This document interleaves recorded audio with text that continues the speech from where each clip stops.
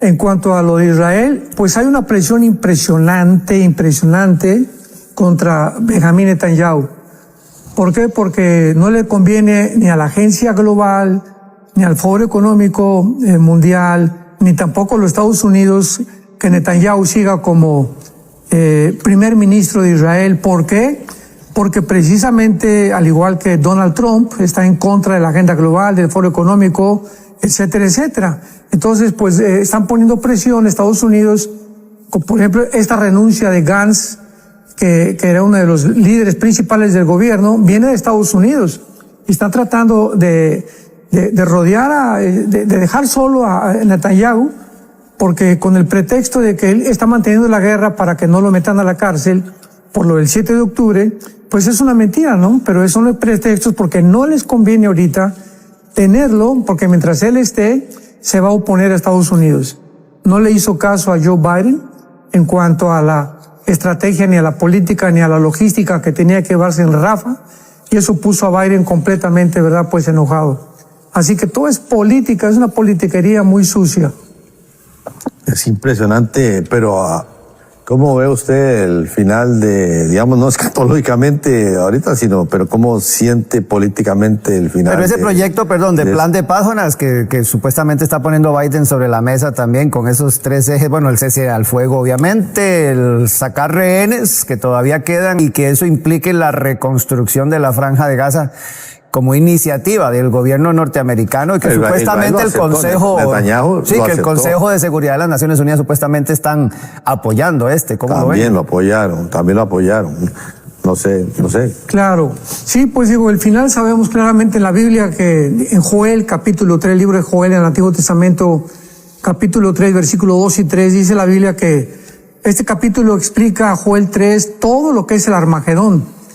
Y antes de que el Espíritu Santo desarrolle el tema del Armagedón en Joel 3, en el versículo 2 y 3 dice que precisamente la razón de la Tercera Guerra Mundial va a ser que vendieron la tierra, que cedieron la tierra, que se la quitaron a Israel. Entonces, bíblicamente, es posible que haya esta famosa solución absurda y lógica de 2 estados.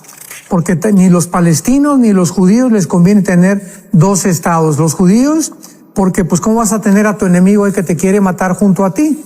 Y los palestinos no quieren Jerusalén, quieren toda Jerusalén y quieren todo el territorio de Israel.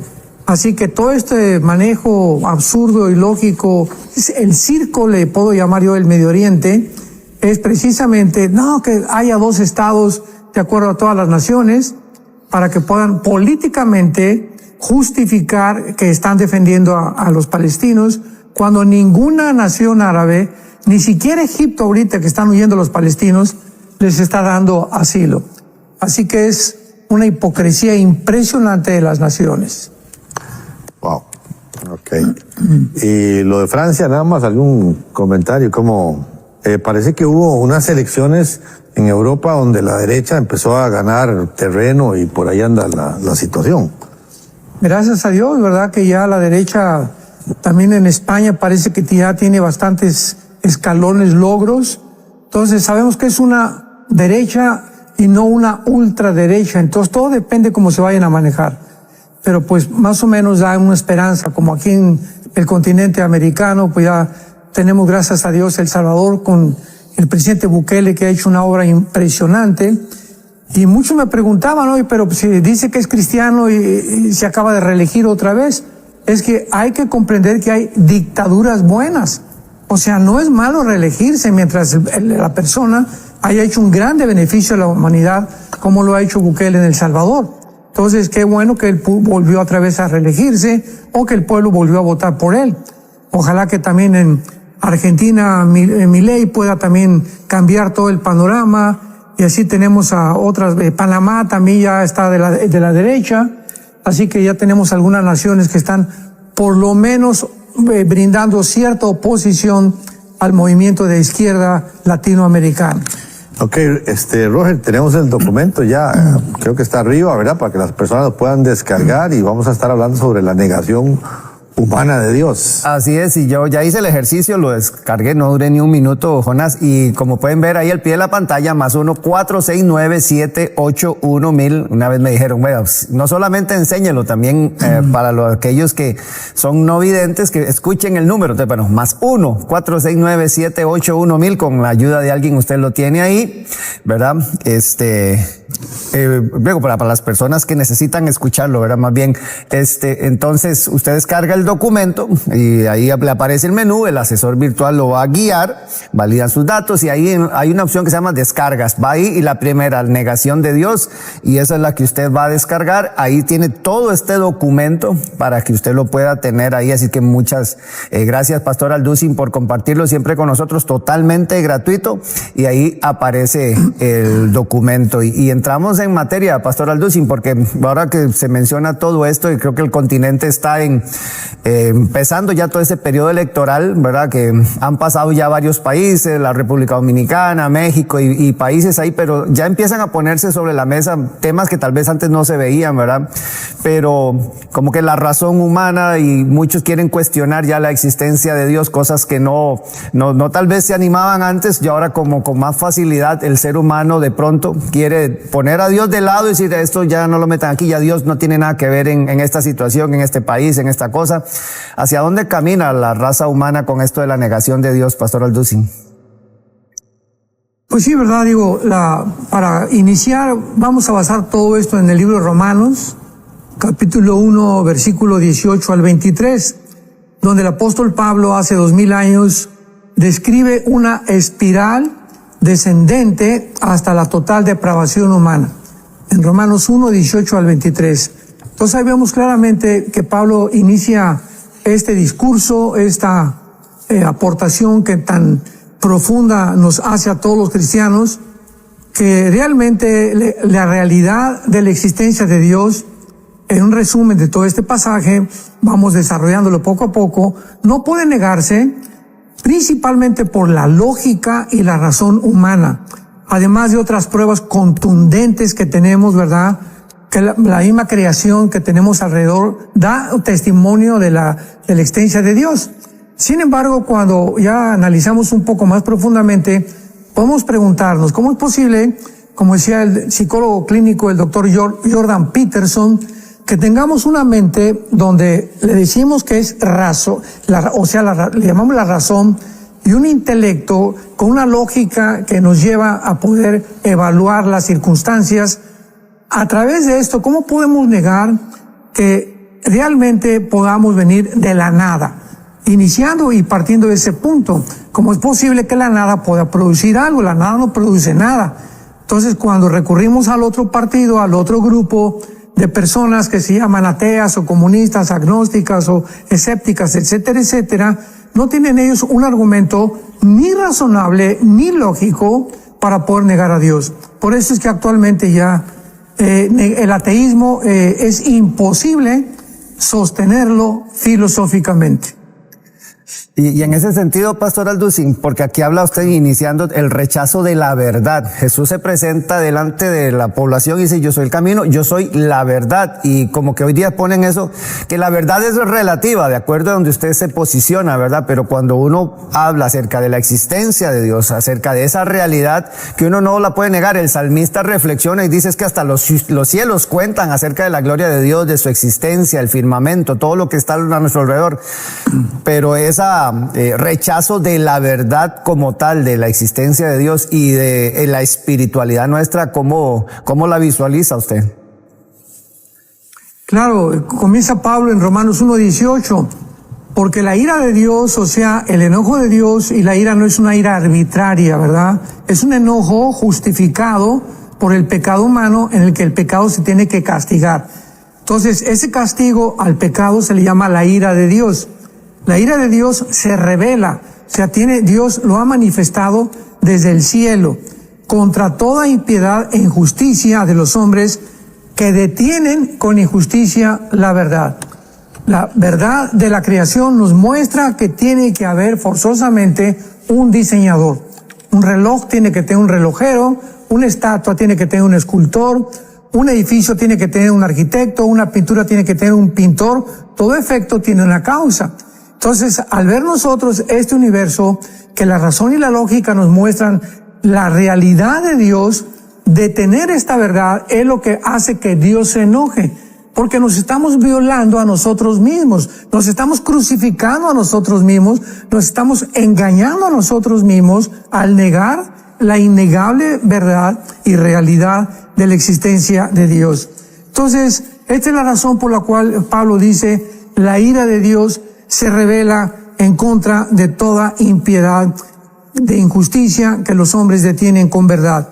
Y esta palabra injusticia, ¿verdad? Son los hombres sin respeto, sin reverencia por las cosas sagradas. Dios se enoja contra estas personas que son los burlones, irrespetuosos, blasfeman de las cosas sagradas de la Biblia. Y aquí podemos involucrar artistas, cantantes, deportistas, políticos, profesionistas, comentaristas, politólogos de la televisión, que blasfeman de la Biblia y se burlan de Dios. Este es el enojo de Dios contra esta impiedad de estas personas.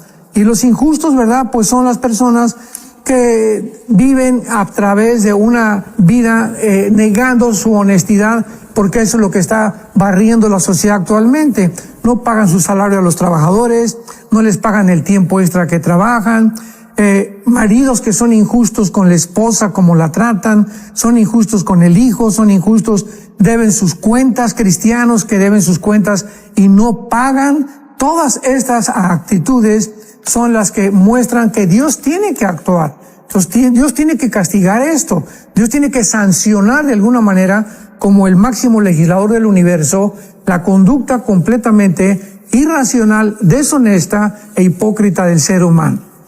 Y los que detestan o detienen la verdad, usted los menciona aquí también como van a recibir esa ira también. Sí, claro, ¿verdad? Los que detienen la verdad, el ser humano, es lógico que podamos por medio de tres fuentes conocer la verdad. En primer lugar, por medio de la naturaleza. Volteamos y vemos un diseño perfectamente, un orden y un diseño en el universo. Esto me trae a la mente a Blaise Pascal, el gran matemático científico francés que era cristiano, Blaise Pascal. Y cuando tenía un amigo ateo, un día lo invitó a su casa y Blaise Pascal en su taller de su casa hizo como una maqueta del universo, puso colgando la luna y el sol, Marte, etcétera, etcétera. Y entonces entró el amigo ateo al taller de Blaise Pascal y le dijo, oye, pero qué cosa más bonita, ¿quién lo hizo? Y le contestó Blaise Pascal, no, pues hoy amanecí y se hizo solo. No, le contestó el ateo, no es posible. Esto no puede haber sido hecho de un accidente o que pueda aparecer de repente.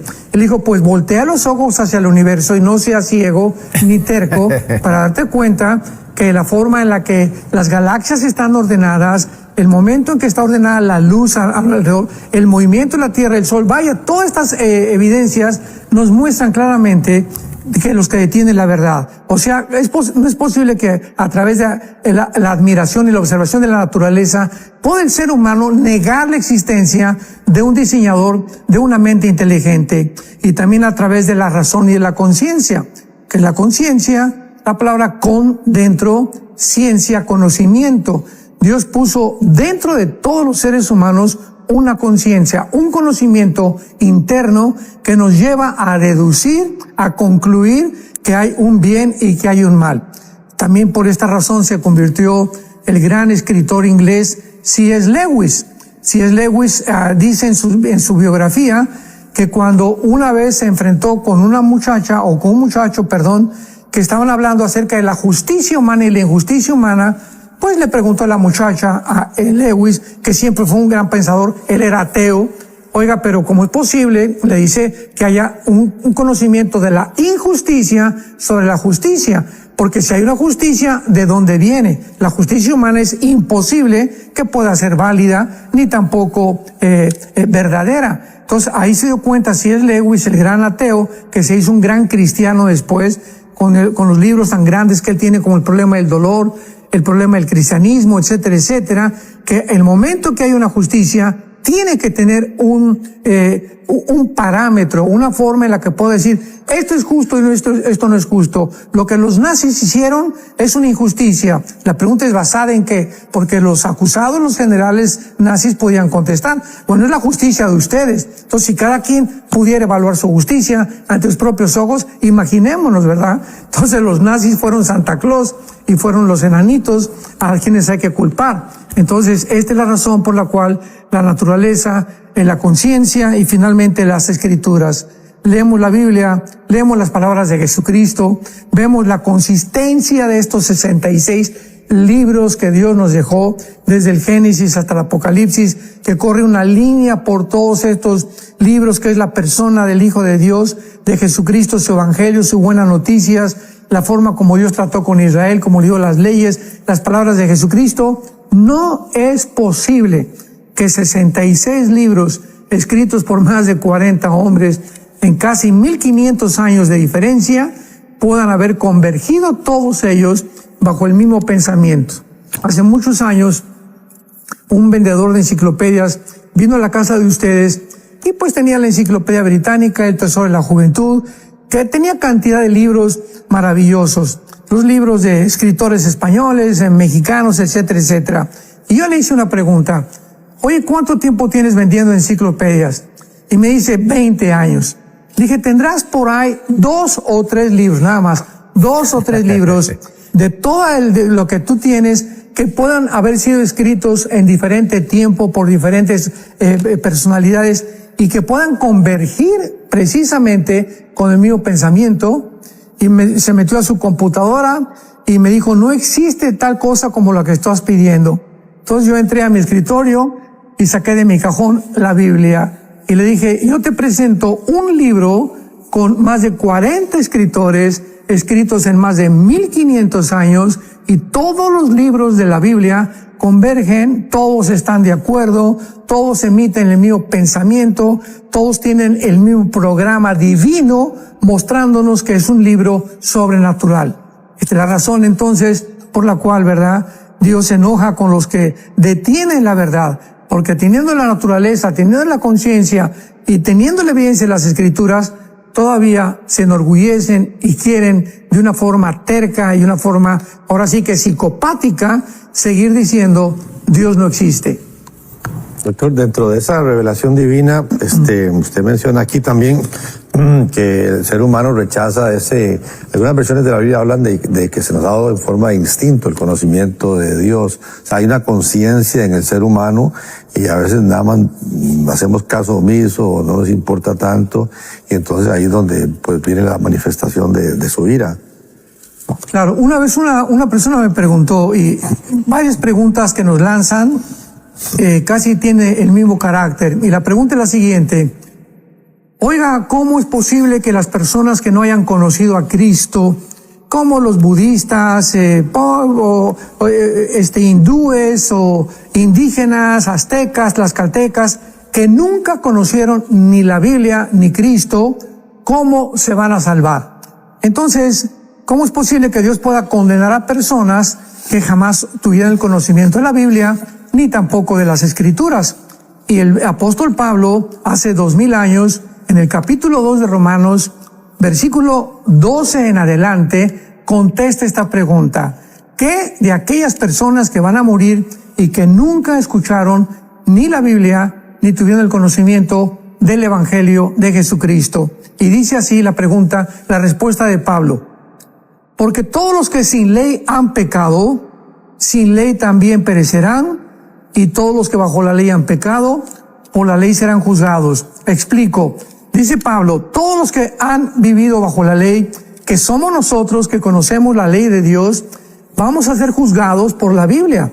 Jesús dijo, mis palabras los juzgarán. Pero hay otro grupo de personas que no han tenido esta ley, que no han tenido esta revelación que nosotros teníamos. Entonces dice Pablo, estas personas han pecado sin la ley serán juzgados. Versículo 13, porque no son los oidores de la ley los justos ante Dios, sino los que hacen las obras de la ley, esos serán justificados. Y porque cuando los gentiles, y aquí Pablo ya entra en materia, cuando los gentiles que no tienen ley, cuando los aztecas, los hindúes, podemos meter aquí los mahometanos, los tlaxcaltecas, etcétera, etcétera, los aucas del Ecuador, cuando las personas que han muerto y vivido y que no han tenido esta ley, hacen por naturaleza lo que es de la ley. Estos, aunque no tengan ley, son para sí mismos. O sea, todas estas personas saben dentro de su vida, vamos a ver ahorita qué es la conciencia, que matar es malo, violar a una mujer es malo, casarse sin tener una responsabilidad es malo, robar es malo, mentir es malo. Todas estas acciones se condenan en los hindúes, tlaxcaltecas y la tribu que tú me quieras mencionar. Y dice el versículo 15, mostrando la obra de la ley escrita en sus corazones, dando testimonio su conciencia y acusándolos o defendiéndolos sus razonamientos. En otras palabras, para no hacer esto tan largo, en el día del juicio, Dios les va a hablar, ¿verdad? A los aztecas, a los mahometanos, a los hindúes, y si alguien le dice a Dios, Señor, pero yo no tenía conocimiento de tu ley, ni siquiera sabía de Jesucristo, Dios va a decirles, hay algo que escribí en todos los seres humanos, desde Adán hasta el último ser humano, que es la conciencia, que es un juez interno que nos condena o nos recompensa cuando sabemos que hicimos algo mal. Cuando hicimos algo malo nos trae amargura, nos trae mala conciencia, nos quita el sueño, nos quita la paz. ¿Por qué? Porque hay algo dentro de nosotros que está diciendo lo que tú estás haciendo no es correcto. Entonces, la respuesta de Pablo es que él va a usar Dios la conciencia para las personas que nunca le conocieron como le hemos conocido nosotros. Y la conciencia solamente Dios la puede conocer. Por eso la Biblia nos dice, no juzguemos de acuerdo a la apariencia, porque solo Dios conoce el corazón. Y en el verso 20, usted habla, con esto, después de la conciencia, de las evidencias en la creación, cómo Dios pone en la creación. Él orquestó todo, ¿verdad? Para que pudiera haber testimonio de su poder, que la gente pudiera glorificarlo a Él al ver todas las maravillas, ahora que como usted lo mencionaba, con ese cuadro tan excelentemente pintado. Entonces, con esto de las evidencias de Dios en la creación, Pastor Alducin. Claro, una vez le pregunté a un físico matemático ateo, porque siempre he dicho, los ateos son mi platillo favorito, ¿verdad? Me encanta platicar con ellos, no para agredirles de ninguna manera, porque Pablo se pasó, leemos el libro de los Hechos, pasó casi toda su vida Pablo discutiendo, argumentando. Entonces el hecho que tengamos un argumento entre dos seres humanos no es malo, siempre y cuando no estemos tratando de creernos superiores o humillar a la otra persona por no tener el conocimiento que nosotros tenemos. Entonces cuando hablo yo de discutir, argumentar o un debate con otra persona de otra mentalidad, con otro tipo de razonamientos y perspectivas o cosmovisión de la vida, es importante hacerle preguntas para que él pueda darse cuenta a través de las preguntas que realmente, pues, quitarle, ahora sí que desnudarlo, ¿verdad? Quitarle la espada de la mano, porque sus argumentos, ya sabemos cuáles son siempre los argumentos de los ateos, ¿no? Pero uno de los argumentos es el siguiente. Yo siempre les pregunto, oye, si tú tienes un microscopio y ves el mundo microscópico, te vas a dar cuenta que hay un mundo atómico donde hay un átomo, protones, electrones, neutrones, girando a una velocidad impresionante en cualquier pedazo de materia que podamos encontrar. Y la pregunta que siempre les hago es, ¿quién sostiene ese movimiento impresionante que hace posible la cohesión de la materia? ¿Cómo es posible que la Tierra gire en 24 horas sin que nadie le esté empujando? Y en 365 días alrededor del Sol, sin que nadie le esté empujando. ¿Qué fuerza empuja a la Tierra? ¿Qué fuerza mueve los átomos? Y no te pueden contestar.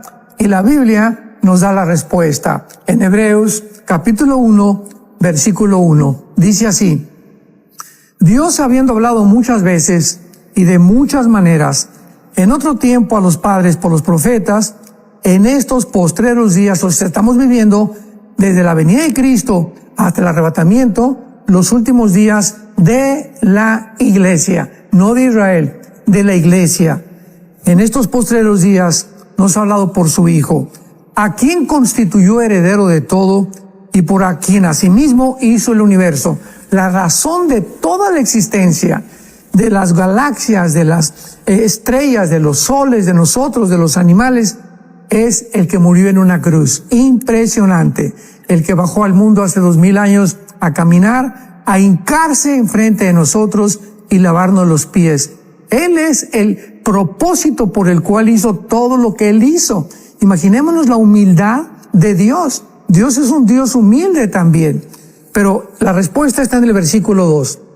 Jesucristo, siendo el resplandor de su gloria y la imagen misma de su sustancia, y quien sustenta o sostiene todas las cosas con la palabra de su poder. O sea, ¿quién es el que sostiene el movimiento de los átomos microscópico, el mundo macroscópico, el mundo de nuestra sangre? ¿Quién es el que sostiene todo eso? ¿Quién mantiene la Tierra girando sobre su eje sin que reduzca su velocidad o su velocidad alrededor del Sol? La Biblia dice Jesucristo, el que abrió sus manos en una cruz y el que tal vez, si tú no le conoces, quiere entrar a tu vida a sostenerte también. Qué impresionante esto, Pastor Alducin. Y me gustó mucho como hizo usted la introducción a esta parte, sobre todo porque creo que como cristianos debemos también ver dónde están posicionados, ¿verdad? Nuestros argumentos, ¿verdad? Porque recuerdo, leía la historia de un general retirado de los Estados Unidos, el general Lew Wallace, que también conversando con un amigo dice que en un tren, tuvieron un viaje ahí y la conversación era esta, acerca de la existencia de Dios, acerca de si sí o si no, quién tenía la razón, pero una conversación, como usted lo dice, Pastor Alducin, de altura, de conocimiento, y que él se retó a sí mismo a investigar un poco más acerca de todo esto para ver cómo conversaba, ¿verdad? Porque le gusta tener ese tipo de conversaciones a él. Y empieza a investigar acerca de la vida, de lo que la existencia de Dios, de Jesucristo, de su palabra y todo. Empezó a hurgar en la Biblia, se fue a Israel a conocer más y terminó escribiendo la novela Ben-Hur. Y uno dice, wow, imagínese hasta dónde llegó él a conocer. Y entonces el general Lew Wallace escribe la novela Ben-Hur. Lo que hace el tener contacto con la palabra y lo que hace el tener conversaciones de este nivel, Pastor Alducin, porque evidencias hay que el Señor plasmó. Y me gusta mucho, el libro de Hebreos es uno de los que más me apasionan, pero me gusta cómo usted lo introdujo este tema, y yo creo que es importante que como cristianos podamos tener este tipo de conversaciones de altura y de conocimiento de la palabra, Pastor. Claro, definitivamente, y esa es la razón por la cual Dios nos dio esta mente, ¿verdad? Personas como Wallace, que fue el autor del libro y después la película Ben-Hur de Charlton Heston, tan famosa, buenísima película, pues nos damos cuenta, ¿verdad?, de que él estaba buscando, o sea, porque hay personas que no les interesa, ya para acabar, no les interesa asomarse, buscar, inquirir, investigar. Yo estoy como estoy, así, esta es mi religión, así me enseñaron y así me quedo. No hay ningún problema. Dios te deja ahí. Algún día Él te va a decir, los talentos que te di fueron para investigar la verdad y tú no quisiste investigar la verdad. Enterraste tus talentos, ¿verdad? Y entonces pues ya vendrán las recompensas o la condenación en la otra vida. Pero esto es muy importante, lo que acabas tú de decir, porque es cuando conocemos la deidad de Dios. Dice el Romanos, el pasaje que leímos, porque su eterno poder y deidad se hacen claramente visibles desde la creación. Vemos nosotros también la forma como Él cuida y protege todo lo que ha creado. ¿Cómo es posible que un árbol pueda tener vida por sí mismo? Que le puedas cortar y pueda volver otra vez a florecer, se muere en invierno y vuelve a nacer otra vez en la primavera. ¿Cómo es posible que nosotros nos cortemos y de repente, sin que nosotros ordenemos nada, la cicatrización, el automantenimiento que Dios le dio a todo lo que Él creó? Los animales, los gatos se lamen, todos de alguna forma se curan, se levantan otra vez. Pero vemos la forma del cuidado y la provisión. Dios puso comida para los pajaritos, Dios puso comida para los conejos, para los venados, para los leones, para las jirafas. Por eso les hizo el cuello tan largo, un alimento especial para los peces, otro alimento para nosotros. En fin, si nos detenemos a analizar todos estos detalles, nos damos cuenta que es imposible que esto haya sido por accidente. Vemos nosotros también que nuestra vida, yo me duermo en la noche y tú también, y no le digo a mi corazón, ¿verdad? Por favor, sigue latiendo, Yo me duermo, entramos en un estado inconsciente y amanecemos. ¿Quién nos sostiene cuando entramos en estado inconsciente y estamos dormidos? Dice la Biblia en Hechos 17:28 que Él nos da la vida y el aliento y todas las cosas. Es Dios el que tú en este momento nos estés escuchando. El hecho que estés respirando en este momento un aire perfectamente combinado químicamente con casi 90% de hidrógeno, oxígeno y otros gases, es la combinación perfecta del aire para que tú y yo respiremos. Metemos en el mar, ahí no podemos respirar. Nos vamos a la luna, tampoco podemos respirar. Dios diseñó este planeta exclusivamente para nosotros. Y Él también quiere, a través de toda esta revelación de la naturaleza, del cuidado, de la protección, su eterno poder y deidad. ¿Con qué propósito? Que le conozcamos. Dice Juan 17:3, Jesucristo a los discípulos, esta es la vida eterna, que te conozcan a ti, Padre. Para eso vino Jesucristo, claro, para conectarnos con el Padre, para que podamos tener un conocimiento de que no somos dioses, de que no nos creamos a nosotros mismos y que hay una razón muy profunda para poder vivir. Y esta única razón es conocer a Dios y a Jesucristo. Pero en Mateo 11:28 al 29, Cristo dijo que para conocer al Padre se tiene primero que conocer al Hijo. Así que si alguien dice, bueno, voy al campo a hacerme posición de Buda y concentrarme como los gurús para poder entrar en contacto con Dios, es imposible. Ni por drogas psicológicas, psicodélicas, ni alucinógenas. No hay manera de conocer a Dios si antes no se conoce al Hijo, porque es el Hijo el que vino a revelarnos al Padre. Así que quieres conocer a Dios, necesitas primero invitar a Jesucristo a tu vida.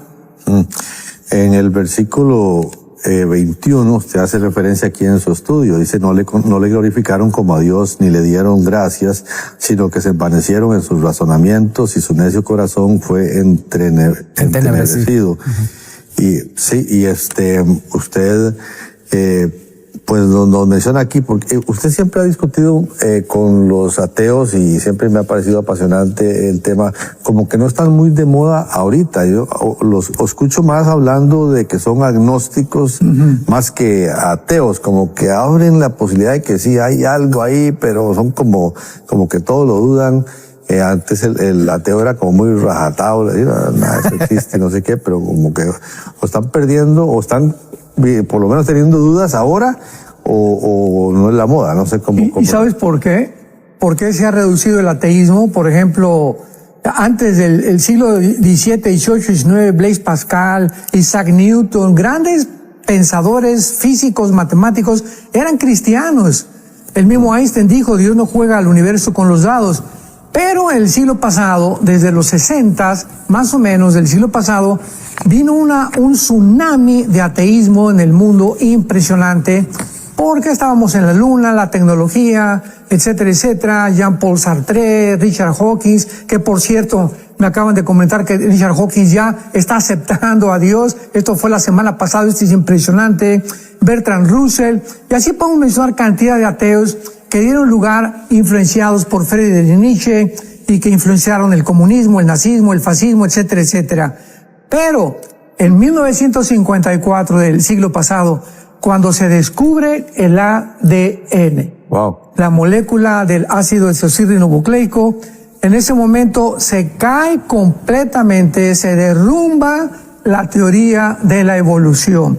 Se demuestra que es imposible genéticamente, escúchame muy bien, si eres médico, si eres científico, si eres genetista, etc., o si eres estudiante universitario, se demuestra con el descubrimiento del ADN, de la molécula ADN, que es un código que tenemos en cada una de las billones de células en el cuerpo, que es imposible la mutación de una especie a otra especie, cosa que hasta ahorita no se ha logrado ni demostrado en ningún laboratorio ni en ningún tubo de ensayo.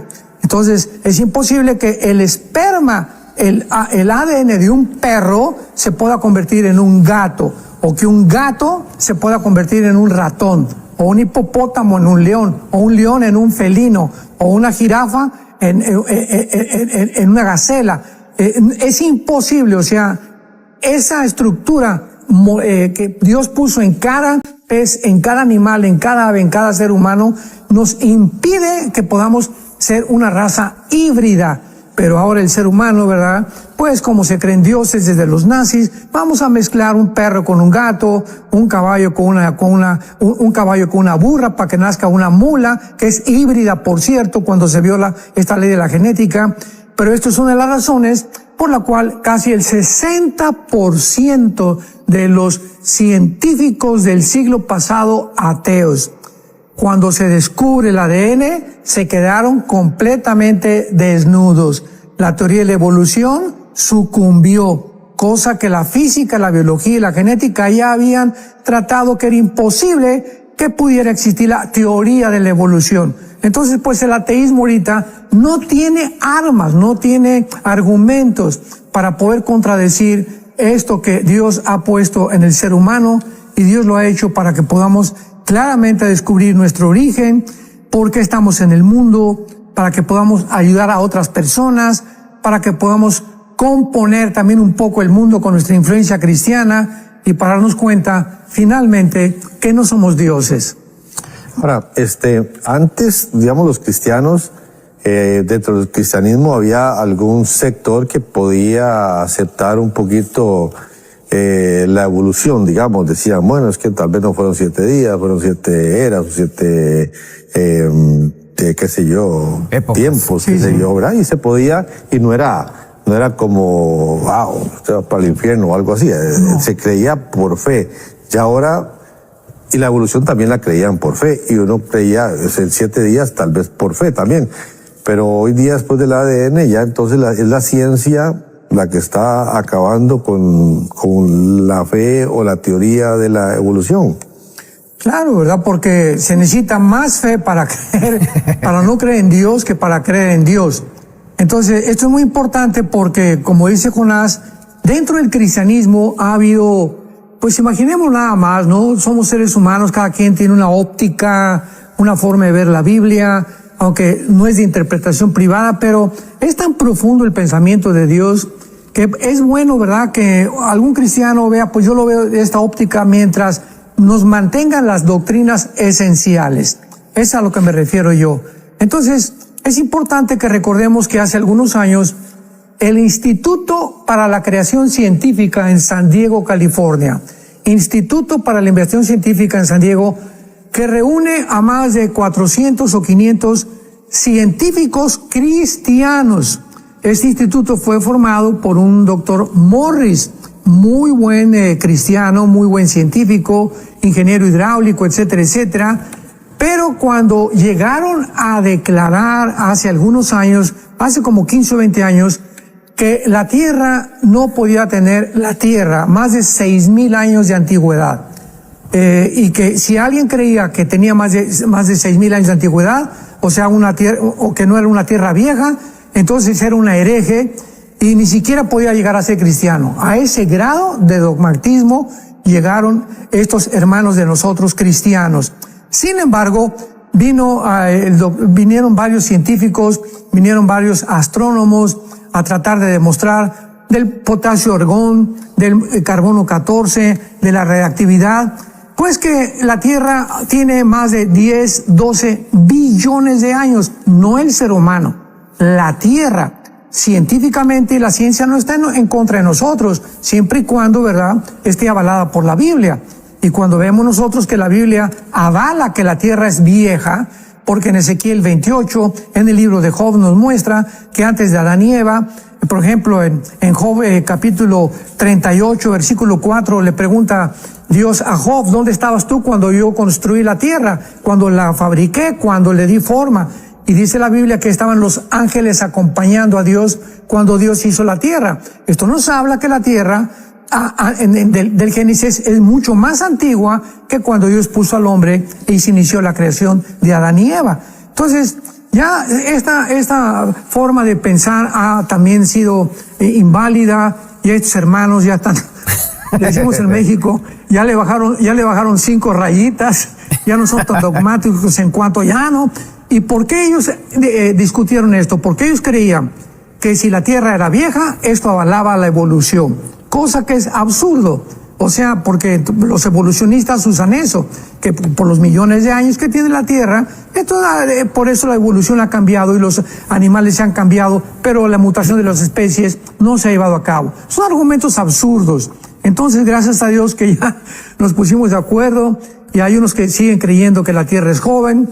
Yo con todo mi corazón, ¿verdad?, avalo completamente la Biblia y la ciencia, que convergen en el mismo argumento, que la Tierra tiene más de 10 billones de años, pero el ser humano sí no tiene más de 6,000 años pisando este planeta. Porque antes de nosotros, aquí en la Tierra, habitaba Satanás con los ángeles caídos, bíblicamente hablando. Y usted mete ahí, digamos, los dinosaurios y sí, todo eso. Sí, claro. Que nadie podría discutir.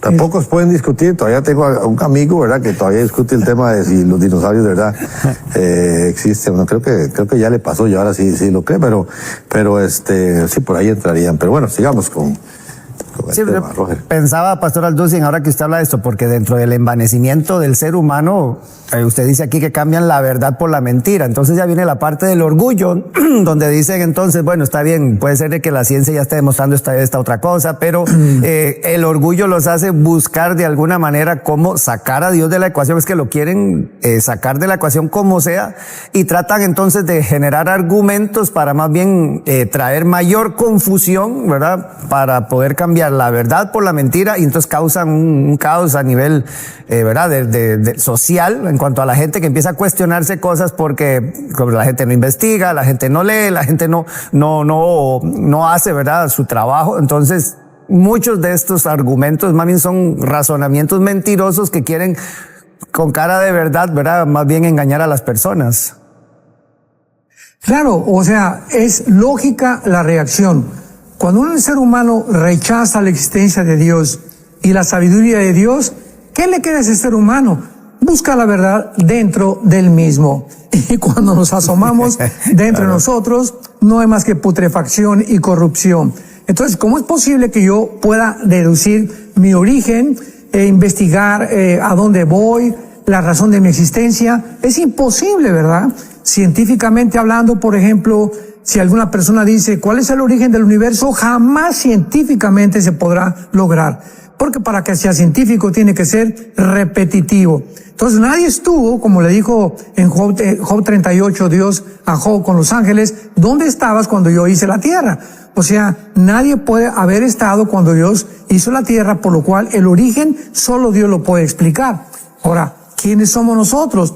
¿Para qué estamos en este mundo? ¿Para qué existimos? ¿Cuál es mi propósito en la vida? No se encuentra dentro de mí.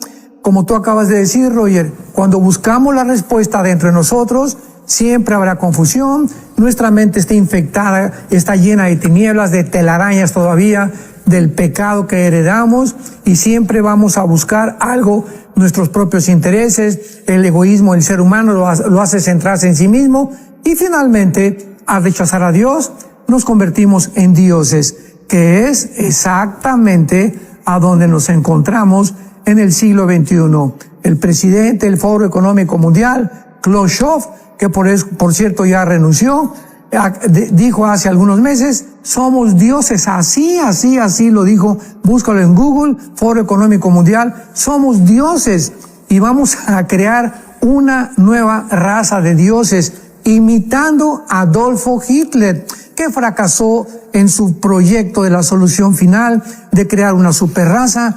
Y aun cuando ellos ven el fracaso del nazismo, del fascismo, del comunismo, se entercan, ¿verdad?, se empecinan en mantener su orgullo intelectual que los lleva a su propia autodestrucción. O sea, es el humanismo. Sí, es el humanismo, exacto. Creer que el ser humano tiene las respuestas a todos los problemas de la vida, que van mucho más allá de nuestra capacidad de poder resolverlos. Entonces por ahí anda la cuarta razón por la que tiene la ira de Dios. Claro. que cambian, dice, cambian la gloria de Dios. Termina usted aquí este documento, que por cierto, recordarles que en el WhatsApp de enlace +1 469-781-1000, ahí en descarga, la primerita dice la negación, ¿verdad?, de la existencia de Dios, la negación humana, y entonces usted lo puede tener ahí muy sencillo, descarga totalmente gratuito. El pastor Alducin lo ha compartido con nosotros. Estas notas usted las puede seguir, están todos los versículos que el pastor Alducin está compartiendo. Es un estudio muy bueno. Yo creo que esto es muy importante, pastor Alducin, que de verdad podamos reflexionar de esto, porque son argumentos que nos estamos encontrando hoy día en todos, y creo que son conversaciones que se están dando en la familia, sobre todo por la cantidad de información que ahora las redes manejan y que tienen acceso muchas personas a la información, muchas equivocadas por esto que usted está diciendo. A veces quieren cambiar la verdad por la mentira y traer confusión. Entonces hay que saber y entender qué está detrás de todo eso. Usted termina diciendo aquí, cambian la gloria de Dios. Al final, la mente maestra es la de Dios y el Espíritu Santo el que nos ayuda a comprender, ¿verdad?, todo lo que se juega detrás de esto. Y creo que es muy importante entender esto, pastor Alducin. Sí, dice Pablo en Romanos 1:22, me encanta este versículo: profesando ser sabios, se hicieron necios. O sea, diciendo, nosotros podemos hacer esto, podemos hacer aquello y vamos a ser dioses. Qué necedad y qué psicopatía y qué enfermedad mental tan grande puedan tener. Pero como dijimos al principio, este capítulo de Romanos 1 del 18 en adelante muestra la espiral y la decadencia. Habiendo conocido a Dios, no le glorificaron como Dios, se envanecieron sus razonamientos, su negro corazón fue oscurecido, profesando ser sabios se hicieron necios. Y veamos en qué termina el razonamiento y la ilógica del ser humano cuando rechazamos la sabiduría de Dios. Por lo cual Dios, versículo 24, los entregó a la inmundicia en la concupiscencia de sus corazones, de modo que deshonraron entre sí sus propios cuerpos y cambiaron la verdad por la mentira. Estamos en el siglo XXI. Ese no es hombre, es mujer. No, tú no eres mujer, eres hombre por el amor de Dios. Ya dejemos a un lado la Biblia, que dice la genética, el cromosoma Y, que solo los varones tenemos, es lo que determina nuestra hombría. El cromosoma XX, que solo las mujeres tienen, y la vagina que tienen las mujeres, y la matriz que las hace mujeres, eso es una mujer. Entonces, ¿cómo podemos llegar a cambiar la verdad de Dios por la mentira? Cambiando ya los géneros y llegando inclusive a las famosas operaciones quirúrgicas de transgénero. Dice la Biblia, por eso Dios los entrega a pasiones vergonzosas, pues aún sus mujeres cambiaron el uso natural, que es contra naturaleza, y los hombres también, dejando el uso natural de la mujer, se encendieron en su lascivia unos con otros, cometiendo hechos vergonzosos y recibiendo la retribución debida a su extravío. Vemos que finalmente a lo que lleva la negación de Dios es a la corrupción moral y finalmente a la mente. Versículo 28, y aquí termina Pablo su deducción.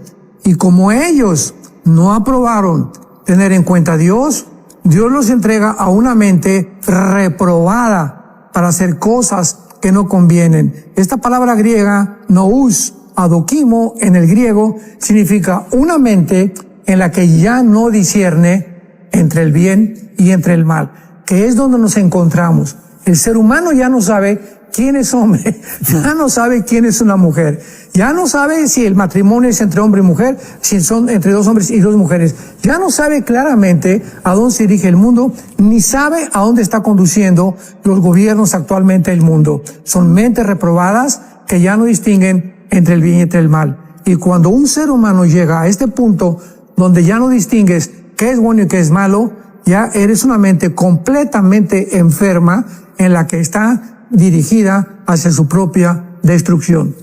Están entrando algunas preguntas, por ejemplo, con respecto a la bestia, con respecto al premilenialismo. Están entrando varias preguntas, pero quizás antes de entrar a contestarlas, doctor, ¿por qué no damos la oportunidad a personas que hoy nos están viendo y que dicen, wow, yo quiero hoy entregar mi vida a Cristo Jesús? He estado desde hace tiempo pensándolo, hoy me surge este deseo. Queremos que usted tome esta decisión el día de hoy por Cristo, antes de entrar a estas preguntas.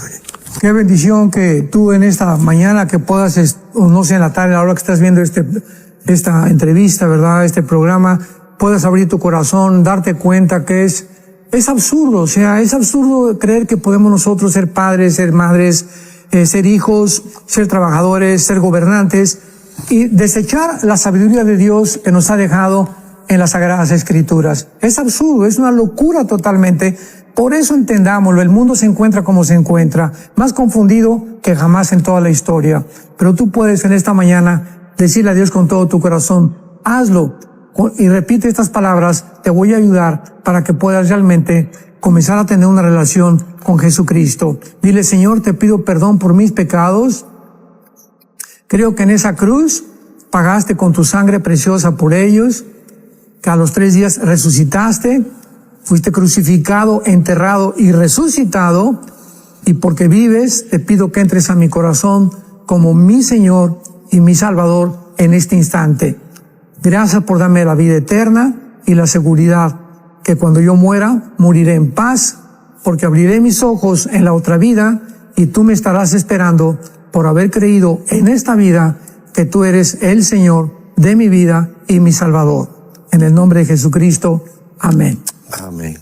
Estamos seguros, bueno, dice la palabra que hay fiesta en los cielos. Si usted hizo esta invitación a aceptar a Cristo, cuéntele a alguien. También en la aplicación de Enlace Plus hay mucho material que usted puede buscar para estos primeros pasos en el Señor. Bueno, aquí hay una persona que dice que le urge la respuesta. ¿Cuál es la marca de la bestia?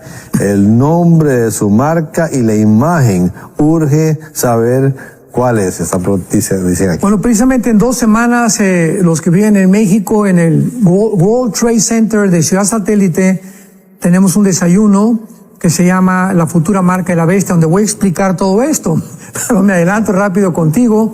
Y mira, no puede ahorita existir la marca de la bestia porque tiene que existir el anticristo. Entonces, si no hay anticristo, pues no hay marca. Entonces no es la vacuna y no son los chips actualmente, etcétera, etcétera. Todos estos están pavimentando el camino, pero hasta que no aparezca el anticristo, no vamos a poder saber claramente qué es la marca. Sabemos que va a estar aquí en el entrecejo y en la mano derecha, pero todos los que reciban esta marca, dicen Apocalipsis capítulo 14, jamás podrán arrepentirse y ni podrán regresar con Dios. En el momento que alguien recibe la marca del anticristo, está recibiendo su condenación eterna. Y como él va a manejar esta marca para la compra y venta, porque la economía se viene precipitadamente en las sociedades del mundo para poder manejar y controlar a los seres humanos, va a ser esta marca la que el anticristo va a usar. Dice aquí también que si, ojalá puedan leer mi pregunta, así que aquí la estamos lanzando para el doctor que piensa acerca del premilenialismo histórico frente a su postura dispensacional. Bueno, es importante ver las posturas que hay rápidamente en escatología, que es el pretribulacionismo, el posttribulacionismo, o el amilenismo, o como se quiere entender como el preterismo, ¿verdad? Sin embargo, la única posición que defiende que Israel mantiene su identidad, que Dios no ha terminado con Israel, que Israel y la iglesia son 2 entidades completamente diferentes, que existe un milenio, un reino mesiánico. Para el post-tribulacionismo y el amilanismo no hay anticristo, porque dicen que ya hasta que fue Nerón, no hay un reino mesiánico, no hay premios, no hay recompensas, todo va a suceder, está sucediendo ahorita, el diablo ya está atado. Entonces todas estas posiciones que espiritualizan y alegorizan las escrituras, pues caen en esta confusión tan grande. Y claro que somos hermanos, ¿verdad? Porque si tú piensas de esta manera, eres mi hermano, pero hay que estudiar un poco más profundamente en todas las áreas de la Biblia para que podamos realmente tener un balance, porque no solamente hay que conformarnos con lo que nos enseñaron en el seminario fulano de tal o en fulano de tal, porque muchas veces los seminarios nos forman de acuerdo a su manera de pensar, pero sin embargo es importante que tengamos la libertad, ¿verdad? No caemos en el dogmatismo de estudiar otras maneras de pensar, otras interpretaciones, y ya después de ver 2 o 3 con quién tiene más peso teológico, ya podemos llegar a una conclusión. Pero no nos mantengamos dogmáticamente a una afirmación sin antes haber estudiado las demás. Qué bueno. Pues estaba, ahora que queda un minuto, estaba oyendo una conferencia de, no sé, primera vez que veo al Señor y primera vez que parecía como una conferencia de estudiantes. Estaba hablando de un libro que fue publicado en 1928, y hablaba, defendía la postura de Scofield, y él decía que las notas de Scofield eran la forma correcta de poder interpretar la Biblia, y quien no se rigiera, que si no se regía por esas notas dispensacionalistas, no estaba entendiendo la palabra de Dios como Dios nos las quiso dar. Ese es otro error gravísimo que tenemos los cristianos, desgraciadamente. A mí me preguntan que si soy calvinista, les digo, no soy calvinista. Entonces sigues a Arminio, ¿verdad? Arminiano tampoco. ¿Por qué? Porque no estoy siguiéndolos a ellos, estoy siguiendo a Jesucristo. Yo soy cristiano.